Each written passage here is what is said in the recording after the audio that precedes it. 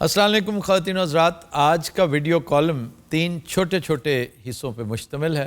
عنوان اس کا یہی ہے، کیسی بلندی کیسی پستی، کہ ہم پہلے کیا تھے اور آج کیا ہو چکے ہیں۔ اس کا انداز قدرے ڈیفرنٹ ہے، اس کو سنجیدگی سے ہرگز نہیں لینا آپ نے۔ دوسرا کہ آخر نواز شریف اور آصف علی زرداری کے پاس ایسی کون سی گیدڑ سنگی ہے کہ وہ کسی نہ کسی طریقے امریکہ اور برطانیہ کو قائل کر لیتے ہیں، اپنے شیشے میں اتار لیتے ہیں۔ یہ کوئی ایسا مشکل کام نہیں ہے، بہت آسان ہے۔ تھوڑی سی ہمت چاہیے، بے شمار وسائل چاہیے، اور ایک خاص طرح کا مائنڈ سیٹ چاہیے جو عام آدمی کے لیے کرنا شاید بہت مشکل ہو۔ عمران خان کے لیے تو بے حد مشکل تھا، اور نتیجہ آپ کے سامنے ہے، اس کے اوپر بھی بات کریں گے۔ آغاز کرتے ہیں بلندی اور پستی والے معاملے سے۔ 61 میں ایوب خان جب امریکی دورے پہ جاتے ہیں تو چشم فلک نے یہ بھی دیکھا کہ U S president and the first lady they were there at the airport to receive the honorable guest۔ اور 2-3 مرتبہ ہمیں بھی امریکہ جانے کا اتفاق ہوا، صدر کے ساتھ بھی، پرائم منسٹر کے ساتھ بھی، پھر ایک اور صدر کے ساتھ بھی۔ ہمیں انڈر سیکرٹری سے زیادہ کبھی کسی نے ریسیو نہیں کیا، بلکہ ایک مرتبہ تو انڈر سیکرٹری بھی نہیں آیا تھا، شاید کوئی کلرک آیا تھا اسٹیٹ ڈپارٹمنٹ کا جس نے ہمیں ریسیو کیا۔ یہ اینڈروز ایئر بیس کی بات ہے۔ اس سے پہلے بھی آئزن ہاور کے دور میں بھی اس طرح کے معاملات تھے، بعد میں جانسن کے ساتھ بھی، نکسن کے ساتھ بھی یہ معاملات چلتے رہے۔ یہ وجہ سمجھ میں آتی ہے، وہ دور ہی ایسا تھا کہ اس وقت امریکہ کو ہماری اشد ضرورت تھی، اور امریکہ کی یہ خوبصورتی ہے کہ امریکہ کو جب ضرورت ہوتی ہے وہ گدھے کو بھی باپ بنا لیتا ہے، اس میں کوئی آر نہیں سمجھتا۔ نان الائنڈ موومنٹ کا آغاز تھا، سوویت یونین نے سپل اوور کرنا شروع کیا تھا، اس کی نظریں گوادر ایشیا کے گرم پانیوں پہ تھیں۔ گوادر کو پہلے یہ گوادر ایشیا کہا کرتے تھے، اور ہم انتظار میں تھے کہ کوئی اچھے داموں ہمیں لے چلے۔ چنانچہ سیاٹو سینٹو جو بغداد پیکٹ تھا اس کا حصہ بنے ہم، اور بہت سارے معاملات میں۔ اس سے پہلے بائی لیٹرل ٹریٹی ایک ہم کر چکے تھے امریکہ کے ساتھ۔ بائی لیٹرلزم کے حوالے سے لیاقت علی خان ایک بھاری قیمت بھی ادا کر چکے تھے، لیکن قصہ مختصر، یہاں پہ آ کر بہت شاندار استقبال اور سی آف اور یہ وہ سارا سلسلہ ہوا۔ اس کے بعد یہ کبھی کسی نے نہیں دیکھا، کیونکہ وہ ضرورت ختم ہو گئی تھی۔ زیادہ دور نہ جائیں، ماضی قریب میں دیکھیں تو ہمارے معاملات میں جب کوئی الجھاؤ آتا تو سلجھانے کے لیے کم از کم میڈلن البرائٹ آیا کرتی تھیں، ہمیں کولن پاول کی طرف سے احکامات ملتے تھے، کونڈولیزا رائس کی طرف سے انسٹرکشنز ملتی تھیں، اور تو اور ہلری کلنٹن خود اپنے گڈ آفیسز کا استعمال کرتے ہوئے براہ راست بالواسطہ اور بلا واسطہ وہ اسٹیٹ ڈپارٹمنٹ اور ہمارے پالیسی میکرز کے درمیان ایک برج کا کام کیا کرتے تھے۔ لیکن اب دیکھیے قرب قیامت کہ ہمارے ہاں کچھ چھوٹی موٹی تبدیلی نہیں، باقاعدہ حکومت تبدیل کر دی گئی، رجیم چینج کر دی گئی۔ کس کے ہاتھوں؟ ایک اسسٹنٹ سیکرٹری جو بقول U S president was acting on his own, میں نے اسے کوئی انسٹرکشنز نہیں دی۔ اسٹیٹ ڈپارٹمنٹ میں کسی نے اون کرنا پسند ہی نہیں کیا، بلکہ کچھ لوگ تو یہ بھی کہتے پائے گئے ہیں کہ ڈونلڈ لو وہ کون ہے ہم نہیں جانتے۔ تو ڈونلڈ لو صاحب جو اسسٹنٹ سیکرٹری ہیں، جو میئر کلارک ہے تھوڑا سا گلوریفائڈ، اس نے ہماری حکومت چینج کر کے رکھ دی، رجیم چینج کر کے رکھ دی۔ یہ پہلے نہیں ہوتا تھا۔ بلندی اور پستی کو جب آپ کمپیئر کرتے ہیں تو عجیب و غریب خیال آتے ہیں کہ پہلے کیا تھا اور اب کیا ہے۔ پھر دیکھیے ایک وقت تھا کہ بڑی بڑی باتیں سنا کرتے تھے پاکستان کے بارے میں، بہت سو کا سر فخر سے بلند ہوتا تھا سکینڈلز کا والیوم جان کے کہ ہم کتنا بڑا بڑا قادآور پہاڑ صفت سکینڈل پاکستان سے آتا دیکھتے ہیں۔ ایکسپیٹریٹس شرمندہ بھی ہوتے تھے، لیکن کہتے تھے یار پہلے بات اربوں میں ہوتی تھی، پھر کروڑوں پہ آ گئی۔ لیکن اب بہت مایوس ہوئے ہوں گے کہ اب تو بات ایک گھڑی پہ آ گئی ہے، یعنی الزام لگے تو ہمارے سابق وزیر اعظم پہ گھڑی چوری کا، وہ ایک طرح سے چوری ہے جو وہ کہہ رہے ہیں۔ اس ڈیٹیل میں نہیں جاتے کہ انہوں نے کتنے کی لی اور کتنے میں بیچی، پیسے کیسے واپس لے کر آئے، آئیں بائیں شائیں کر رہے ہیں۔ یا خانہ کعبہ کا وہ امیج ہے جو ڈائمونٹیز سے، گولڈ سے، بڑی خوبصورتی سے، بڑی سنائی کے ساتھ بنایا گیا، اور آپ نے بڑے آرام سے بیچ دی۔ ایسی چیزیں تو رکھنی چاہیے، آپ نے کیوں بیچ ڈالی؟ یہ سارا سلسلہ جب آپ کمپیئر کرتے ہیں حدیبیہ پیپر مل سے، what a scandal it was, just see the volume of the scandal. آپ رمضان شوگر ملز دیکھیے، پاناما پورے کا پورا دیکھیے، آپ آگسٹا 90B، سوئس بینک، سرے محل، راجہ رینٹل صاحب، پھر ڈیزل شیزل، یہ بہت بڑے بڑے پروجیکٹس تھے۔ پھر ایفیڈرین، وہ بھی بہت بڑا سکینڈل تھا۔ حج سکینڈل، بہت بڑا سکینڈل۔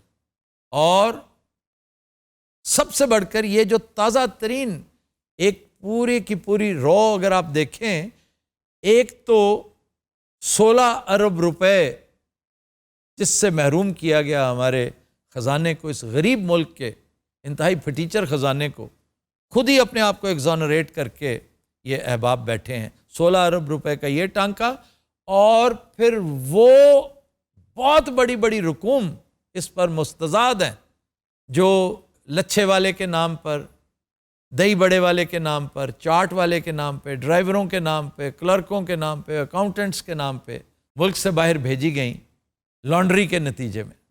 اب آئیے اس گدڑ سنگھی کی طرف کہ نواز شریف کے پاس ایسا کیا ہے کہ جو امریکہ کو قائل کرتا ہے، زرداری کے پاس ایسا کیا ہے؟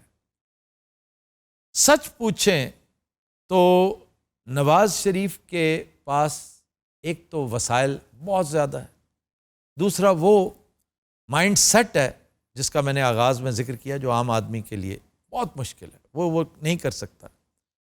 اور تیسری چیز، وہ جو کہتے ہیں نا کہ میرے پاس تم ہو، نواز شریف کے پاس آصف زرداری ہے۔ وسائل نواز شریف کے، یعنی ایک بہت تگڑی پولیٹیکل پارٹی، ابھی کل تک تو تگڑی تھی، اب ویسی نہیں ہے، لیکن جس طرح اسے آرٹیفیشل طریقے سے، اس کی آرٹیفیشل گروتھ ہوئی تھی، اسے مزید آرٹیفیشل طریقوں سے گرو کروایا جا سکتا ہے۔ پیپلز پارٹی کے پاس وہ مسل نہیں ہے، وہ آرٹیفیشلی بھی اتنا گرو نہیں کر سکتی۔ سندھ میں جو ہے دبکا شبکا لگا کر وہ ڈرا دھمکا کے ووٹ لے لیتے ہیں صاحب، لیکن پورے ملک میں اس کے علاوہ اس کی کہیں دال نہیں گلتی۔ تو ایک تو پولیٹیکل بیک بون اس پارٹی کے پاس ہے، اور اس کا ہیڈ نواز شریف ہے۔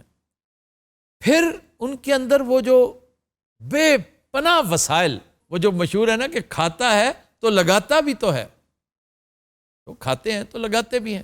اس کام پر سچ پوچھیں تو یہ اکٹھے لگے تھے، زرداری صاحب بھی اور نواز شریف بھی، کہ اتنا پیسہ بناؤ کہ جس طرح کی مروجہ جمہوریت ہے، یہ بغیر پیسے کے چل ہی نہیں سکتی، ممکن ہی نہیں ہے۔ ہمیں ہر ایک پر پورا اترنا ہے، اس کو اپنے ساتھ ملانا ہے، اس کو نیچا دکھانا ہے، اور اس کو کرپٹ کرنا ہے۔ یہ کرپٹ کرنے کے لیے بھی ایک بہت بڑا فنڈ اپنے پاس رکھتے ہیں۔ اس کا تذکرہ کتابیں بھری پڑی ہیں، BMW کے ساتھ بھی، مرسیڈیز کے تذکرے بھی ہیں، اس میں لالچ ہے، ترغیب ہے، طمع ہے، بہت کچھ ہے۔ تو نواز شریف ایک اچھے بزنس مین کی طرح اس کا استعمال بہت عمدگی سے کر لیتے ہیں۔ دوسرا ہے وہ مائنڈ سیٹ، وہ ان دونوں کے ہاں بہت ہے۔ ایسے بے وقوفی کی بات ہے جو ہم سنتے رہتے ہیں نا کہ Pakistan comes first, no, your personal interest comes first, پھر پاکستان، اور اس کو جسٹیفائی بھی کر لیتے ہوں گے کہ بھی ہم ہیں تو پھر پاکستان کی انٹرسٹ بھی دیکھیں گے نا، اگر ہم ہی نہ رہے تو پاکستان ہماری بلا سے رہے یا نہ رہے۔ اس کا بہت آسان طریقہ ہے کہ آپ وعدہ کریں امریکہ کے ساتھ کہ انسرکلمنٹ آف چائنا کے حوالے سے آپ اس کی ٹیون پہ ناچتے چلے جائیں گے، امریکہ بہت خوش ہے، جس کے لیے آپ پاکستانی علاقہ امریکی خوشنودی پر جب وہ چاہے سرنڈر کرنے کو تیار ہیں. فاٹا تو کہیں نہیں گیا نا, گلگت بلتستان بھی ہے اور دیوسائی پلینز پر ان کی بڑی دیر سے نظر بھی ہے. آپ اس کے لیے حامی بھریں, آپ کا حامی بھر لینا ہی کافی ہے. اور آپ عجیب آدمی, آپ ایبسولوٹلی ناٹ کی باتیں کر رہے ہیں کہ ایبسولوٹلی ناٹ, بھئی کس برتے پہ؟ لیکن یہ ایک بحث طلب معاملہ ہے, وہ ایک اور طرح کا مائنڈ سیٹ ہے, اور وہ مائنڈ سیٹ صرف عمران کا ہی نہیں بلکہ پاکستان کے کم از کم 85% نوجوانوں کا ضرور ہے. میں سارے ووٹرز کی بات نہیں کر رہا, 85% نوجوان اسی مائنڈ سیٹ کے ساتھ سوچتے ہیں, جس کا نتیجہ ایبسولوٹلی ناٹ ہے. یہ کسی اور دن پہ اٹھا رکھتے ہیں کہ اس پر بحث کریں گے. پھر اپنے نیوکلیئر پروگرام کو جب چاہے گا امریکہ آپ سرنڈر کرنے کے لیے تیار ہیں. اس کے لیے آپ کو بہت سوں کو اپنے ساتھ میں لانا پڑے گا. اس کے بھی بڑے طریقے ہیں. جو نواز شریف کو, زرداری کو جب یہ فورسز جوائن کرتے ہیں, سینرجائز کرتے ہیں معاملات کو, تو انہیں بہت خوب آتے ہیں یہ طریقے. اس کی طرف بھی پیش رفت ہو سکتی ہے. خاکم بدہن کہ ایسا ہو, لیکن ہو بھی سکتا ہے. حتیٰ کہ بھارت اور اسرائیل کے ساتھ تعلقات, اس پر بھی محض نوڈ نہیں چاہیے, کمٹمنٹ چاہیے. اور آپ کے کپتان صاحب کہتے ہیں یہ سوال ہی پیدا نہیں ہوتا, جب تک کشمیر کا مسئلہ بیچ میں لٹک رہا ہے ہم اسرائیل کو کیسے تسلیم کر لیں؟ ہم ایک تو گناہ گار ہوں گے فلسطینیوں کے, دوسرا کشمیریوں کے. پھر بھارت کے ساتھ معاملات, بھارت کے ساتھ ٹریڈ پہلے بھی ہوئی, موسٹ فیورڈ نیشن کا سٹیٹس نواز شریف نے دیے رکھا, گو کہ دیا نہیں گیا لیکن it was as good as that. اور جب آپ دونوں کا بیلنس دیکھتے ہیں کہ ہم کتنی چیزیں منگوا رہے تھے اور کتنی چیزیں انڈیا کو بھیج رہے تھے, وہ تناسب انتہائی مزہ کا خیز ہے. یعنی ہم 50 کے قریب چیزیں بھیج رہے تھے اور 850 آئٹمس انڈیا سے یہاں منگوا رہے تھے.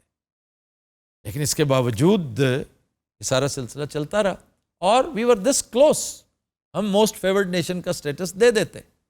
جو قلبی مراسم مودی صاحب کے نواز شریف کے ساتھ تھے, اور وقت ثابت کر رہا ہے نواز شریف کے لیے اس وقت سب سے بڑی لابنگ کمپنی اگر کوئی ہو سکتی ہے تو میں ذاتی طور پہ سمجھتا ہوں, اور یہ کوئی برا سمجھے اسے یا جیسا مرضی سمجھے, لیکن وہ حق دوستی ادا کر رہے ہیں, دیٹ از مودی صاحب.